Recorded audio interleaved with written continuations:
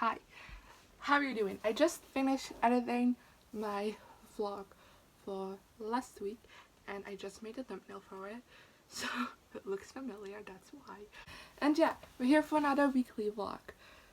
I'm keeping it up. So, I felt like I had a breakthrough yesterday, so on Sunday, the last day from the last vlog, where I felt excited about reading again, so I'm gonna try and keep that momentum. And therefore, I'm finishing it in the Ashes. Basically, if you don't know, these are the two books I'm currently in the middle of, and I'm in the Ashes, what's about to hear, and Crazy Rich Asians by Kwan. I'll talk to you more about that in a minute. But at the end of the last vlog, I basically, this is a reread. You have to know that. This is a reread, and what I do with rereads nowadays is a section is off in like 100 pages chunks, and every time I finish a book I read one of those sections. And at the end of last vlog I said I was going to try and finish this first before reading further into this. But then I didn't do that. I read the next 100 pages in this, and now I want to finish this because it's just so good and I don't want to put it down. And I was gonna say I want to know what happens next, but I know, because like I said, it's a reread, but I want to finish it so badly, and I only have like 163 pages left, so I feel like I could finish this today, and I don't know if I could finish this today, so who knows. But I really want to get this done with and read. This book is the first book in the Amber and Ashes series. This follows two characters, Elias and Leia, and at the beginning of the novel, Leia's house gets raided because her brother is accused of like spying on the masks, who are like kind of super soldiers, and they're like wearing a mask because that's why they're called masks. Brother gets captured, grandparents get killed, Leia escapes, and she goes to the rebels and it's like, it's your fault my brother is in jail, so please get him out. And they're like, we will only do that if you go spy on the academy for the mask, because they have information we need. And she's like, okay. So she goes in as a slave to the school to try and get information. And Elias is a mask in training at the school. It's a couple of days before his graduation when this book starts, and he wants to run away at his graduation because he doesn't want to be a mask. He doesn't want to live that life. But basically, over the years, there's like this legend has been going around surrounding like one day like the bloodline of like the emperors won't create male heirs anymore, and then there are going to have to be like trials to, you know, decide who the next emperor is gonna be. And just happens that those trials are announced the day that Elias graduates, and just happens that he is selected to go and do these trials. So now he's royally screwed, almost literally. And yeah, the two interact, a lot happens, and I'm loving this. Then the other book I'm currently reading is Crazy Rich Asians by Kwan, and I am 287 pages into this. This book is divided in like 3 parts, and I just started part 3. And yeah, this follows a crazy rich family of Asians, obvious from the title, but we follow I would say like a grandson like from the family, like a younger person like in his 30s, and he basically was sent away to like England and America for studies, and he's still living in America. And there he met this girl named Rachel, who is also Chinese, but you know, normal income, and they have had a relationship for 2 years, when at the beginning of the novel the guy has to go back to Singapore for a wedding of one of his friends, and he decides to bring Rachel on and introduce him to his family for the first time. And his family freaks out because she isn't of like high status as they want to, and Rachel freaks out because Nick never told her his family was crazy rich.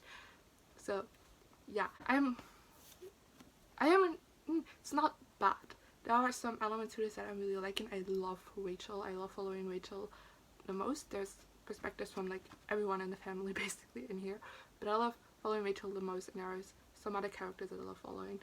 But I don't like about 90% of the characters because I just think they're very hypocritical and just nasty, and I feel like it's normalized within the narrative, and I'm just like, no, these people are mean. You shouldn't normalize that behavior. But there we go. And then for the rest, I just feel like it just not a lot has happened, and I'm almost done with this book. It's such kind of a slog to get through because it's like very slow. Like I said, not a lot has happened yet. And I don't know, it's a bit of a drag. That's what I'm currently reading. Plans for this week are going to the library tomorrow, and that's it. Because, you know, we're still in a pandemic, so I don't have a lot to do, but I do have to go to the library because otherwise I have to pay late fees, and I don't want to do that. So that's the only thing on the agenda for this week, so I'm sure reading is gonna go fine. I'm gonna go finish, and I'm in the ashes now, while my vlog is gonna upload, so bye.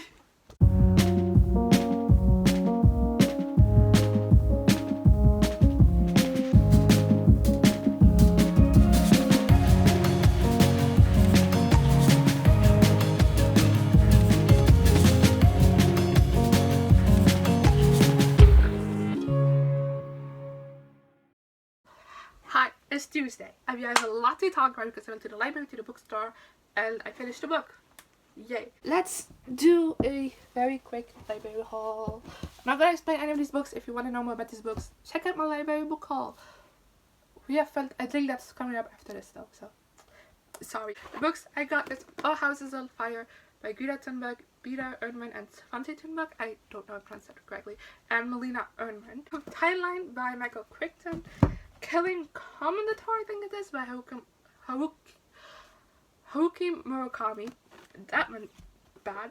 Normal People by Sally Rooney, and Kuto by Stephen King. Those are the books I got from the library. Then books from the bookstore that I got. One is Loveless by Alice Oseman, which I'm really excited for. This will be my first like Alice Oseman novel.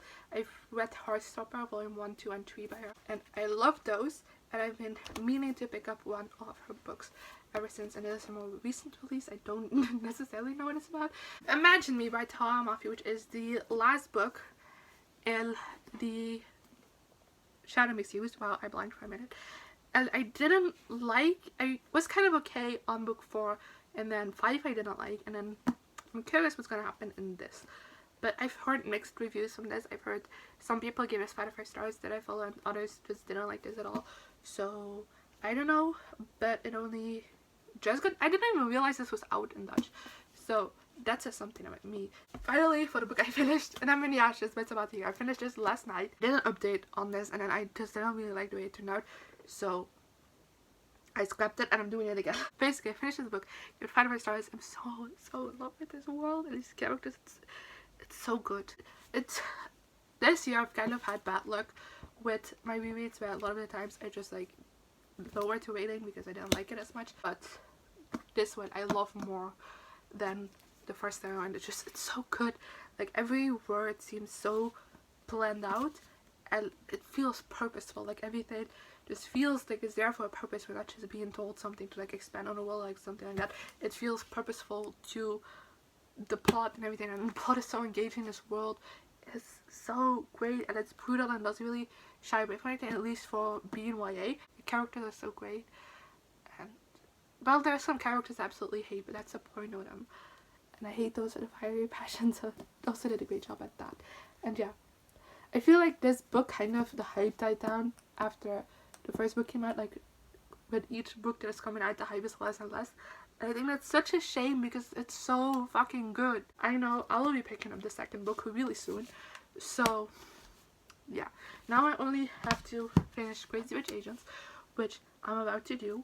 So at least I'm gonna start reading it. I don't know if I'll finish it immediately, but it is my plan for the rest of today. I don't really have anything else to do. So yeah, I'll look at you later. Bye.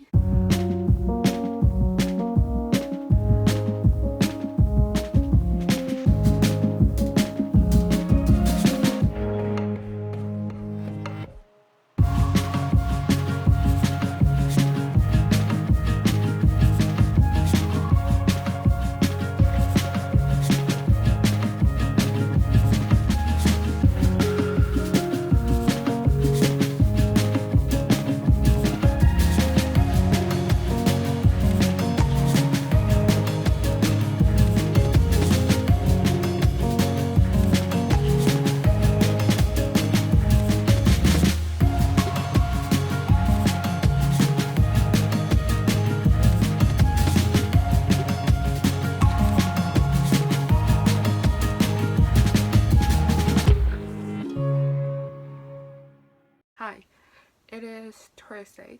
I didn't really update you yesterday, I'm sorry for that, but yeah.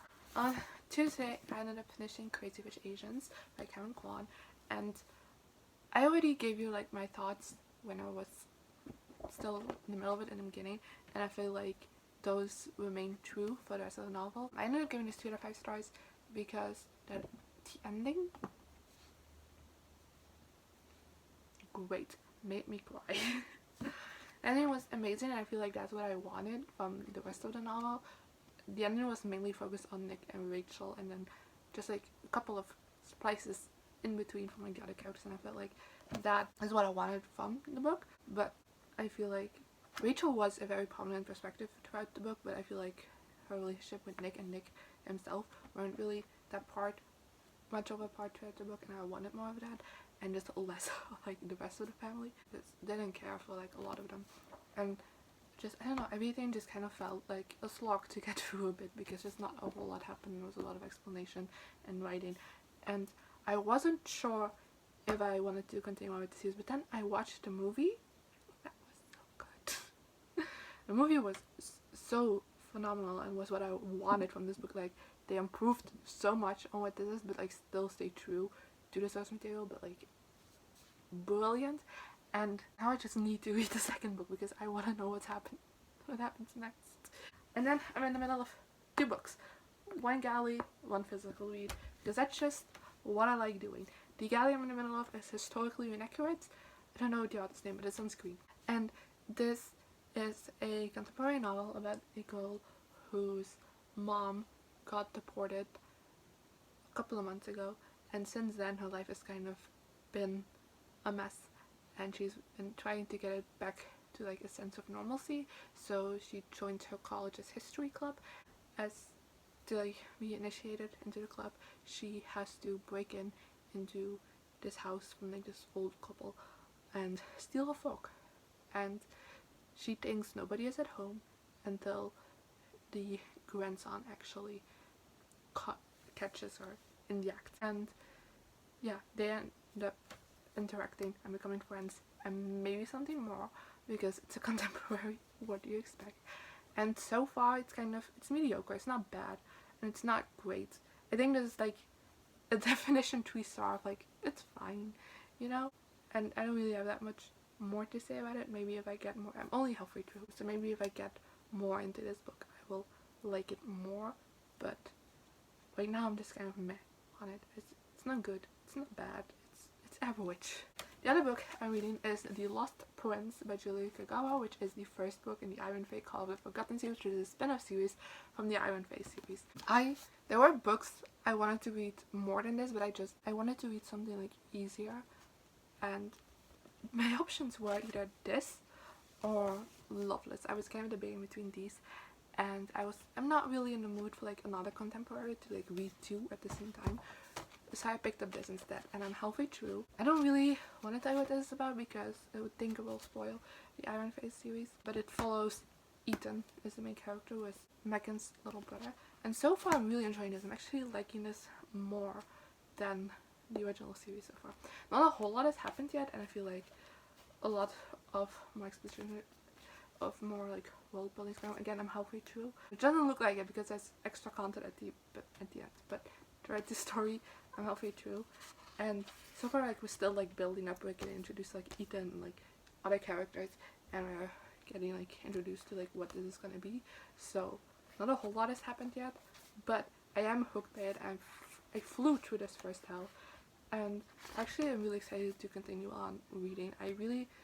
Ethan is a little bit more angstier than I want from a YA character, but at the same time I get it.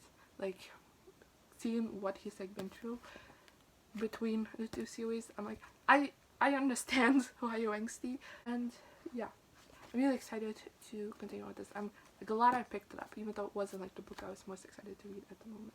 I'm on my period and I'm in a lot of pain, so I'm not gonna be doing much more than reading today. So hopefully I'll be able to finish both books, because I read half of each book yesterday, so I feel like I can do the same today, and that would be great. And then of course I wasn't gonna show you this, but I have also a section of The Torch Against the Night already, which is the second book in the number in the Ashes series. And yeah, so if I finish those two books, I can read 200 pages of this, which means I'm halfway through. I'm excited. So yeah, I'll update you later. Bye.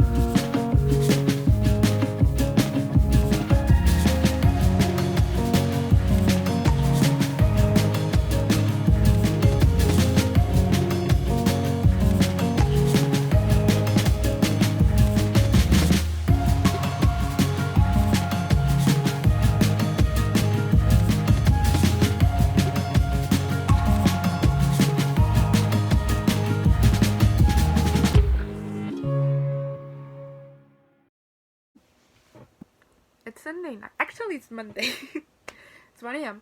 on Monday, technically. But to me, it's still Sunday night. How are you doing? I ghosted you a little bit at the end of the week. I'm sorry for that. But I have been reading. So let's talk about that. Since I last updated you, the first thing I did was finish Historically Inaccurate by Shea Bravo. I'm sorry, I'm having a couple of voice problems today. Maybe I shouldn't be filming this. But Historically Inaccurate by Shea Bravo. I give this book 3 out of 5 stars. I feel like it's the definition of a 3-star, where it's just meh. I don't love it. I don't hate it. I don't really have any big complaints about it. There's a couple of minor things that I didn't like romance. I wasn't fully convinced with it, and I feel like they could have been a little bit more done with it. And then I also just felt like the author tried to force in social commentary at points. The ending felt a little bit convoluted, but overall those things were pretty minor, and I didn't really have like that big of an issue with it. And I just overall just kind of felt meh about this book. Then I finished The Lost Prince by Julia Kagawa. 4 out of 5 stars. Exceeded all my expectations. I'm currently uploading my Iron Face series discussion, so that's it into memory. But this is a sequel series to the original Iron Face series, and I felt a little wide about these books. I didn't like the last 2 books in the series I didn't like, and the first 2 I was kind of like indifferent on, but this was great. It still isn't perfect, but I feel like it has a lot more potential to get to like a 5-star rating than the original series ever had. I really had a great time reading this. I really liked Ethan as a main character. I thought he was so interesting, and like it switched it up from like the typical YA protagonist. The only thing I didn't like about him that much is that he was like pretty angsty, and I'm not that big of a fan of like an angsty main character. I like an angsty romance, but I don't like an angsty main character. But I also feel like his feelings were very justified within the text, just like on his history and like his past experiences, and I really appreciated that. But why I liked him a lot is that he actually has like fighting training. He does like some sort of martial arts. I don't remember the exact name of it, so he's pretty well trained in that, and then he also just knows a whole lot about the world already before going in, and I feel like that's so different from the typical YA protagonist when it comes to urban fantasy stories. I love urban fantasies, but I feel like it's often like the main character is like new to the world, doesn't know anything, is very naive, doesn't know how to do anything, and it was very refreshing to read something else than that. And also I feel like he had a great love interest that was kind of more the typical YA, you know, the YA typical character, but even then a bit different, and I feel like they balanced each other out very well. Her approach to the fairy world is more optimistic than his, and I don't know, I like it. It is a bit insta-lovey like the original series, but I feel like I'm vibing with it more than the original one is. And then there are some other side characters, you know, that I'm so excited to learn more about in the future books. And then the plot is also great. It is the reason I gave this 4 stars instead of 5 stars, because I felt like this was very much a setup to what's to come next, and not, didn't really feel like a great standalone book. I don't know if that makes sense to anyone, but that's how I feel. And that's why I felt that I need to talk about it, but I'm so interested in what's going to come next, and I feel like it is playing on the elements that I thought were were the most interesting parts about this world when I read the original series. So I'm so excited to continue on with this, and yeah, I'm also very happy that I'm actually really liking this. Then I started Torch Against the Night, which is the second book in the Inuyasha series, but about to hear. I am 200 pages in because I finished 2 books, obviously, and I'm really loving this as well. We haven't really gotten to the points in this book that I just think are the most exciting parts, so I'm super excited to get to that, because even now I'm just loving everything. I'm loving the expansion on the characters we get. We have a new perspective in this book, and I really like following that perspective and just being in a character's mindset, even though I don't necessarily like that character. I just think it's an interesting character to follow. I don't know if that makes sense again.